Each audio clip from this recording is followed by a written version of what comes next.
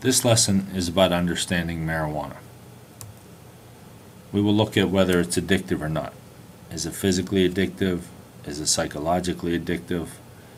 Many times students mistakenly conclude that it's not physically addictive because they don't feel the withdrawal symptoms associated with other drugs. Even cigarettes and nicotine will produce a more pronounced withdrawal craving physically than marijuana. And this has to do with the way that marijuana comes out of the system. Your body processes it so gradually that it doesn't create the intense withdrawal feelings, symptoms that you would have with the other drugs. But you may experience as irritability, agitation, headaches, restlessness, difficulty sleeping. Those are kind of the typical withdrawal symptoms that help us know that marijuana is physically addictive. I think most users will recognize that it is psychologically addictive. I think most of them can relate to periods of cravings or obsessions to get high or desire to get high, even at times they logically know that they shouldn't, and kind of relate to the psychological dependence.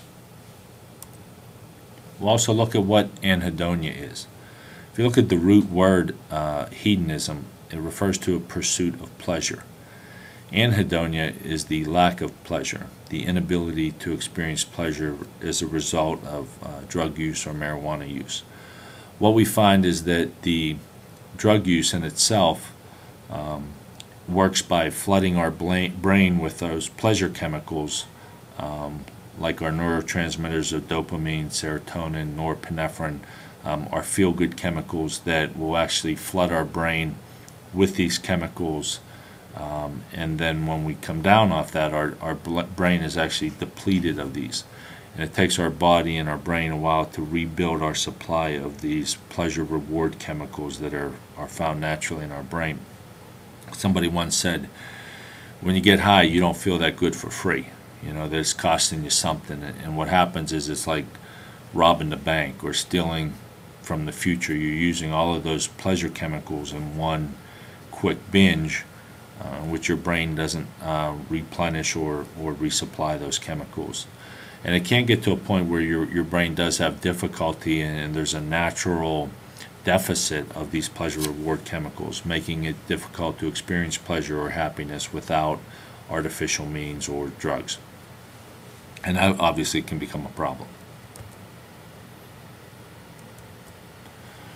We'll also take a look at whether the amotivational syndrome is real. I know that it's been debated on different websites and so forth, but one of the things I think a lot of people who get high is they tell you they do it to feel good, it makes them happy, and yet at the same time some of the ones who are getting high the most don't seem to be the most enthusiastic. They're not very ambitious, accomplishing a whole lot.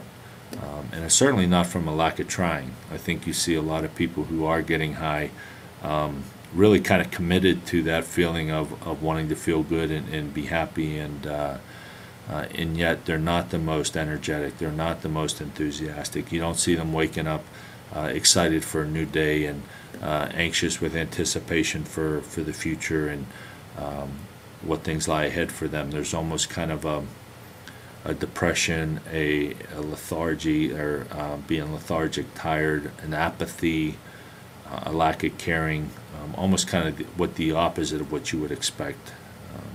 So there's something there, and I think we need to figure out why, and hopefully you'll find those conclusions throughout this chapter.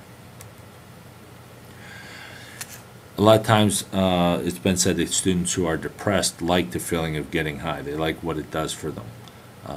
And ironically, it's actually the opposite.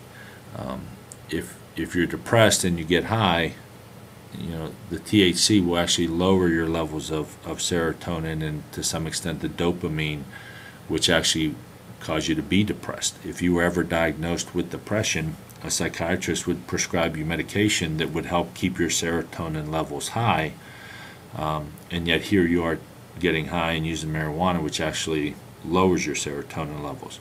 So it's kind of like a dog chasing its tail. You feel depressed, so you get high to temporarily feel better, but then it depletes your pleasure chemicals and makes you actually even more depressed, and then you want to get high even more, and you can see the vicious cycle of a dog chasing his tail.